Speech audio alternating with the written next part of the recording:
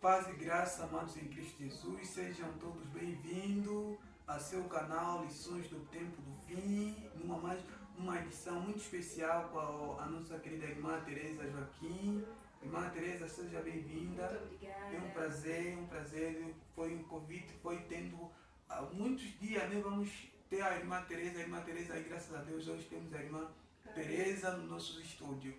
E também hoje estamos a ser estamos a ser visível por intermédio do nosso irmão Rafael, um obreiro vindo do Lubango. Muito obrigado, que o Senhor te abençoe grande e ricamente. Então vamos convidar o nosso querido irmão que estamos assistindo para fechar os olhos para nós falarmos com Deus. Nosso Deus, nosso Pai, te agradecemos por este momento que o Senhor nos concede. Agora, Senhor, venha conceder-nos o Teu Santo Espírito Santo para que venhamos compreender tudo que vamos estudar. Esteja também com o irmão que está nos assistindo, em nome de Jesus, suplicamos com fé. Amém. Amém. Muito obrigado, irmão, porque mais uma vez estás ali em linha e nos assistindo, pois que a existência deste programa, querido irmão que está a nos assistindo. E para dizer que hoje nós temos um tema do tempo presente, tal como lições do tempo do presente, também nós trazemos um tema que é a verdade sobre o santuário. A verdade sobre o santuário é o tema que nós vamos rolar durante esses minutos, são poucos minutos. Então pega a sua caneta, o seu caderno e anota ponto a ponto aquilo que nós vamos, a nossa querida irmã vai falando. Então, sem mais demora, nossa irmã Teresa, qual é o propósito do santuário? Bem, primeiramente, quero agradecer a Deus por conceder vida e saúde, de poder estar aqui com vocês no canal Lições do Tempo do Fim. E agradeço também pelo convite que me foi feito. Muito obrigado, E me sim. sinto honrada em poder estar aqui. Amém, amém. Bem, falando da verdade sobre o santuário e aquilo que são os seus propósitos, né, ou seja, razões pelas quais nós devemos, do porquê estarmos sobre esse assunto, vamos aqui encontrar o primeiro propósito, isto é no livro de Êxodo 25, verso 8.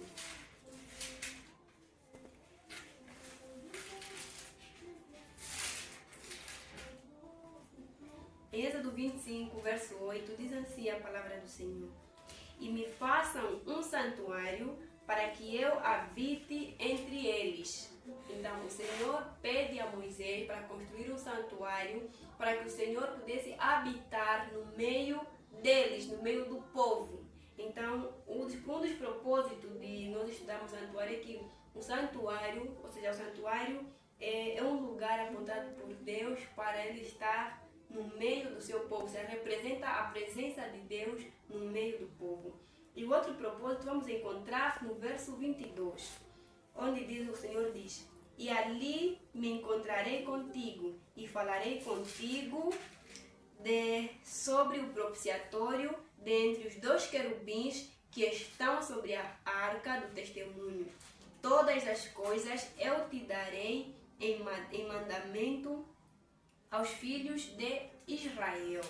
Então, o santuário é um lugar escolhido por Deus para que por intermédio do santuário ele comunicasse verdade ao profeta, ao sumo sacerdote, para que ele transmitisse ao seu povo. Então, era um lugar de comunicação, podemos assim dizer, escolhido por Deus. E o outro propósito, que é o mais importante, vamos encontrar no livro de Hebreus, capítulo 8, o seu versículo 1.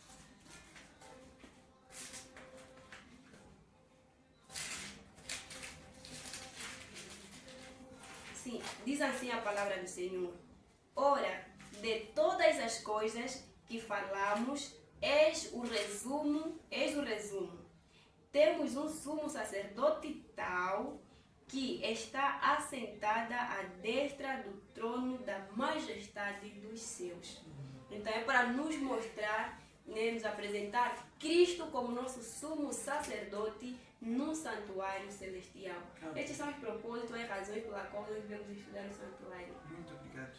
Então, querido irmão, a irmã acabou de frisar, acabou de falar que o propósito praticamente é um lugar que o Senhor se comunicava com o sacerdote era porta-voz dessas mensagens. Então era um lugar muito sagrado, muito solene, porque é um lugar onde Deus se comunicava com a pessoa que vai servir de porta-voz para o povo. Muito obrigado. E nossa irmã Teresa, como era constituído o santuário e qual é o significado desses compartimentos também que nele vamos encontrar? Bem, o santuário ele estava dividido em duas partes, que é o lugar santo e o lugar santíssimo. Mas esta tenda sagrada, que é o tabernáculo do Senhor, estava dentro de um quintal que nós conhecemos como o pátio. O pátio.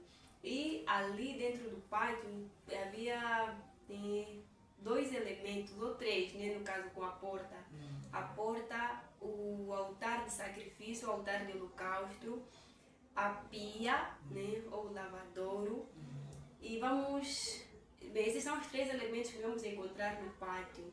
E no lugar santo, dentro já do tabernáculo, vamos encontrar a mesa dos pães da proposição, vamos encontrar o altar de incenso e o candelabro, que continha 7 lâmpadas. E vamos encontrar no lugar santíssimo a arca da aliança, ou a arca do concerto. E falando daquilo que significa esses elementos que vamos encontrar no santuário, começando com a porta, isto é, lá no altar, no pátio, a porta vai representar Cristo. Em João 10, verso 9, Jesus diz que eu sou a porta. Então Jesus, ele é a porta. E o altar de sacrifício também vai representar Cristo. Em João 1, verso 29, João Batista diz que eis o Cordeiro de Deus que tira o pecado do mundo. Então o altar de sacrifício era degolado a ovelha, que ela morria em prol do pecador, que representava Cristo que viria morrer em prol dos nossos pecados. Então representa a Cristo. E o altar, ou seja, a pia, ali é como se fosse um recipiente onde continha água. E ali o sacerdote, ele lavava as mãos e os pés para entrar no lugar, nos compartimentos sagrados. Porque se o sacerdote ele entrasse com uma poeira, com uma poeira lá no santuário, ele morria. Então ele deveria fazer aquele processo de lavar as mãos e os pés diante da congregação, que vai representar o batismo. O batismo, porque quando o pecador aceita Cristo como seu Salvador, ele é batizado. Ele é batizado. Depois dele ser batizado, ele agora começa a levar uma vida santa. E este processo todo do pátio chama-se processo de justificação.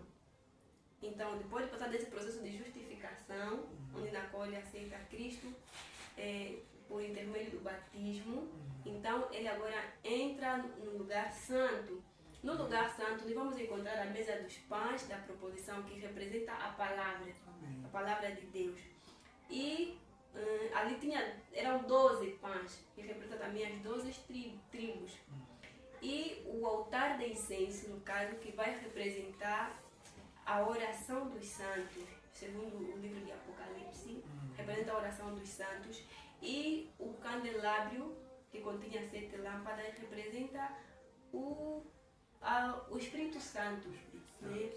O Espírito Santo, porque aquelas lâmpadas lá do candelabro, o castiçal, para acender, né, para ter luz, para dar iluminação, é necessário colocar o azeite, que representa o Espírito Santo. E Cristo como a luz do mundo. Jesus disse que eu sou a luz do mundo. Então, nós vamos encontrar a palavra, a oração e o testemunho. O testemunho, que quer dizer, depois do pecador aceitar a Cristo, ser batizado, agora ele começa a levar uma vida santa, por intermédio do estudo da palavra, a oração. Então ele é fortalecido e ele se torna alguém separado, alguém diferente. E no lugar santíssimo, onde vamos encontrar a arca, não só a arca, né? Na arca tem a lei de Deus. Vamos encontrar também o maná, a vara de Arão. Então são 3 elementos muito importantes e que nós como obreiros ou como adventistas do 7º dia precisamos estudar com mais profundidade sobre essas 3 coisas que vamos encontrar no lugar santíssimo, porque eles têm grande significância para as nossas vidas e nós somos chamados para restaurar essas verdades. E o maná, no caso, vai representar a mensagem de reforma de saúde. Nós vamos ver que Israel, lá no deserto, ele foi alimentado pelo maná, o pão do céu, né? Uma comida, como posso dizer, 100% natural, sem fermento, nada nocivo. Então, é o pão do céu, alimento do céu. E vamos encontrar a vara de Arão. Ela vai representar o verdadeiro sistema de educação. E vamos encontrar também a lei de Deus, que representa o caráter de Deus, né? Porque Deus é amor, Deus é justo, Ele é santo. E a lei também é justa, santa, boa, perfeita. Por isso que anular a lei de Deus é anular o próprio Deus, certo? Então, por isso que a lei vai representar o caráter de Deus, assim como também nós somos, né, chamados a refletirmos o caráter de Deus. Amém. Certo. Muito obrigado. Está a ser um aprendizado muito profundo. E muito obrigado, nossa querida irmã Teresa. No santuário fazia-se um ritual, para além das ofertas que eram diário, também houve aquelas ofertas, aquela cerimônia anual que é a expiação. Qual é o contexto para os dias que nós estamos a viver? Sim, bem, antes de falar do dia da expiação, gostaria só de ressaltar um ponto ali no lugar santíssimo. Este processo dali do lugar santíssimo chama-se glorificação. E de se lembrar que glória significa caráter, porque depois da pessoa levar uma vida santa, separada, então ela reflete o caráter de Deus. Amém. Bem, voltando para a pergunta que me foi feita, né? O dia da expiação, né? É um dia muito solene e é um dia muito sério. Muito sério. Às vezes nós gostamos de levar essas coisas como um dia assim, normal, mas tem grande significação para o nosso tempo presente. E no dia da expiação, Deus pedia ao povo de Israel para que eles pudessem fazer um exame de consciência. O sumo sacerdote, uma vez por ano, ele entrava no lugar santíssimo, ele fazia a expiação, ele intercedia pelo povo. Então, o povo não ficava lá fora sem fazer nada, trabalhando, fazendo as suas coisas, não. Eles ficavam ali acampados para o santuário e eles faziam um exame de consciência. E eles tinham que confessar todos os pecados que eles haviam cometido durante o ano. Aquilo, o pai, né, como sacerdote de casa, tinha que controlar a família. Você, como aí, alguma coisa que você não cometeu, porque senão, quando o sacerdote saía, você encontrou-se com um pecado não confessado. Então, a pessoa morria. Então, era um dia de choro, de quebrantamento. E aplicando para os nossos dias, nós também estamos a viver exatamente neste tempo da expiação, desde 1844. Começa quando Jesus estava no lugar santo, o nosso sumo sacerdote, já não é mais um ser humano, mas o próprio Cristo. O próprio Cristo está no santuário celestial a fazer purificação pelos nossos pecados. Não só o santuário está sendo purificado, mas nós também precisamos ser purificados, porque nós somos o templo, o santuário de Deus. Então a purificação vai lá no céu, mas também em nós. Então, por nós estamos vivendo exatamente no dia da expiação, o Senhor nos convida para o choro, para o quebrantamento. E um texto que eu queria abrir é o livro de Isaías, capítulo 22, versículo 12, 13 e verso 14.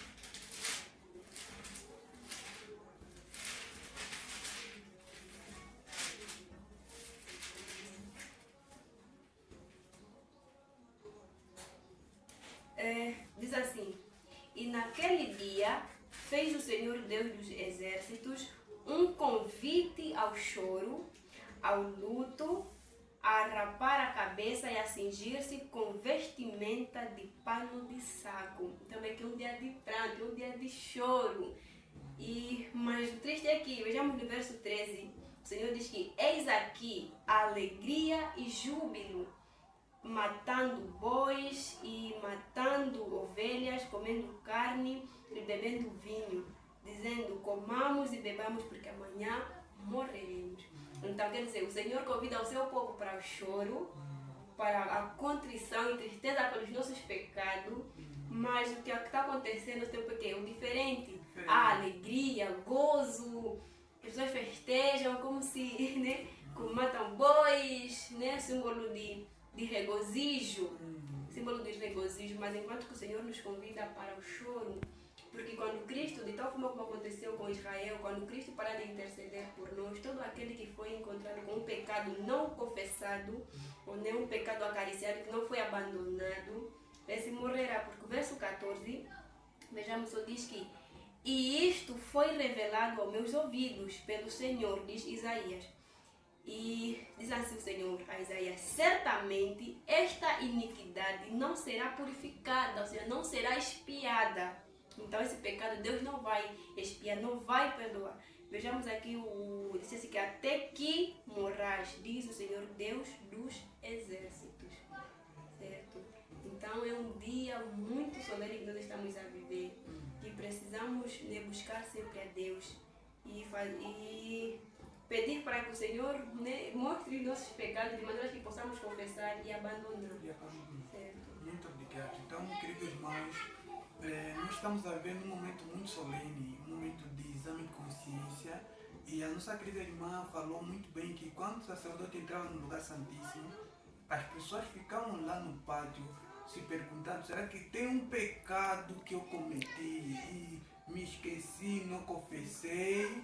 Então, estas mesmas perguntas que devíamos se fazer diariamente no tempo que nós estamos a nos encontrar. Há um pecado em mim que não confessei. Se Jesus vir hoje, se sair hoje no lugar santíssimo, será que eu vou me encontrar em falta ou vai ser bendito para o reino do meu Pai? Venham e bendito para o reino do meu Pai. Então, irmão, nós vamos levar essa questão muito sério e nós temos muito, mas muito fazer exame de consciência, pois o tempo que nós estamos a se encontrar é um tempo solene. Isso é mais já disse que não é mais um sacerdote humano que precisava mais de perdão dos seus pecados. Agora é o sumo sacerdote, nosso Senhor Jesus Cristo, aquele que veio com a sua natureza humana em semelhança de carne, mas não pecou. Então é ele que nesse momento está intercedendo por nós. Muito obrigado, irmã Teresa, por essa disponibilidade. Continuem com essa busca, pois que tem muitas vezes levado as pessoas para o reino dos céus. Mas deixa só um conselho para o querido irmão que estamos assistindo. Estamos a viver um tempo muito, mas muito solene. E ainda assim continuamos nas brincadeiras. O Senhor é quem sabe, o importante é o coração. Então isso já de postiço não é um problema é o coração. Ou seja, puta não é um problema é o coração. Deixa um conselho para a irmã e o irmão que estamos assistindo. Na verdade, o conselho que eu ia deixar é que deve haver mudanças. Precisamos mudar, porque o nosso tempo de graça está mesmo terminando. Está a terminar e nós não sabemos quando é que Jesus vai parar de interceder por nós. Por isso que a cada dia, cada amanhecer, seja um dia de luta, de busca, de confissão diária, de maneira que o Senhor possa nos conceder vitória sobre os nossos pecados. Amém. E o fim de todas as coisas está próximo. E todos aqueles que não confessarem, não abandonarem os pecados acariciados, quando o Senhor voltar, vão ser deixados para trás. E o desejo do Senhor é que todos se salvam. E então, por isso que nós devemos buscar ao Senhor, não pelas nossas próprias forças, mas buscando a força e o poder divino. E aqueles que negligenciarem esse tempo de preparação, na verdade nós não teremos mais um outro tempo de graça. Outro tempo de graça. Então, buscamos sempre a Deus em oração e comunhão com Deus. Muito obrigado, irmã Teresa. por ter aceito o nosso convite. Agradecemos bastante e aprendemos muito, mas muito com relação ao santuário. Amém. E depois desse estudo, querido irmão que estamos assistindo, devemos ainda fazer uma reflexão daquilo que é a nossa vida, como é que estamos a viver. Pois que se Jesus não voltar, a morte vai nos encontrar. E se a morte nos encontrar, em que momento nós estaremos?